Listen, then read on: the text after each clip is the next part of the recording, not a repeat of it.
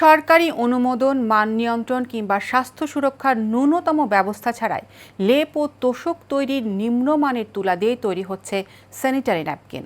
রাজশাহী সহ দেশের বিভিন্ন অঞ্চলে সরবরাহ হওয়া এসব নিম্নমানের পণ্য ব্যবহারে প্রসূতি মা, গর্ভবতী নারী ও কিশোরীদের মধ্যে ক্যান্সার সহ বিভিন্ন জটিল সংক্রমণজনিত রোগের আশঙ্কা বাড়ছে বলে মনে করেন স্বাস্থ্য বিশেষজ্ঞরা। যদিও বিএসটিআই বলছে অবৈধ কারখানার বিরুদ্ধে দ্রুতই নেওয়া হবে ব্যবস্থা। রবিউল আলম শান্তর প্রতিবেদন, জানাচ্ছেন ওয়ালিদ সিদ্দিকী।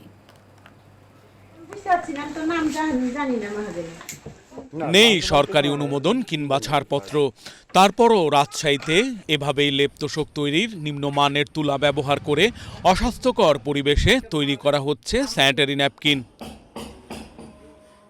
জেলার পবা উপজেলায় গড়ে উঠেছে অনুমোদনহীন 3টি কারখানা, যেখানে তৈরি হচ্ছে নিম্নমানের স্যানিটারি ন্যাপকিন, যা পাঠানো হচ্ছে রাজশাহী সহ দেশের বিভিন্ন প্রান্তে।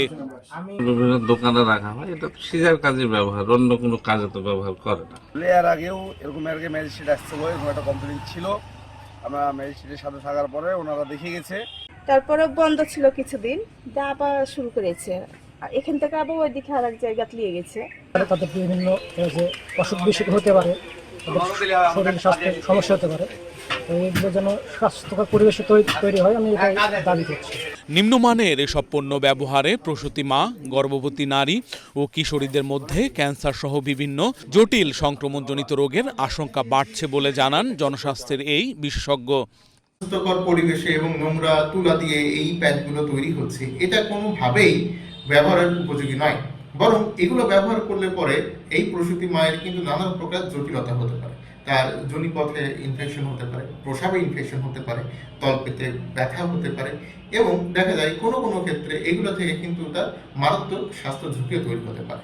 এ বিষয়ে আঞ্চলিক বিএসটিআই সহকারী পরিচালক আজিজুল হাকিম জানান, দ্রুতই অবৈধ কারখানার বিরুদ্ধে ব্যবস্থা নেওয়া হবে। স্যানিটারি ন্যাপকিনের আমাদের এই 3টা জেলাতে কোনো লাইসেন্স প্রাপ্ত প্রতিষ্ঠান নাই। তো বিধায় এই যে আপনারা যে তথ্য দিচ্ছেন, এই প্রতিষ্ঠানটা আমাদের লাইসেন্সের আওতায় বাইরে। তো আমরা যেহেতু এটা তথ্য পেয়েছি, আমাদের নিয়মিত যে মোবাইল কোর্ট বা সার্ভিলেন্স অভিযান হয়, এগুলোর মাধ্যমে আমরা এই প্রতিষ্ঠানগুলোর বিরুদ্ধে আমরা আইনগত ব্যবস্থা নেব।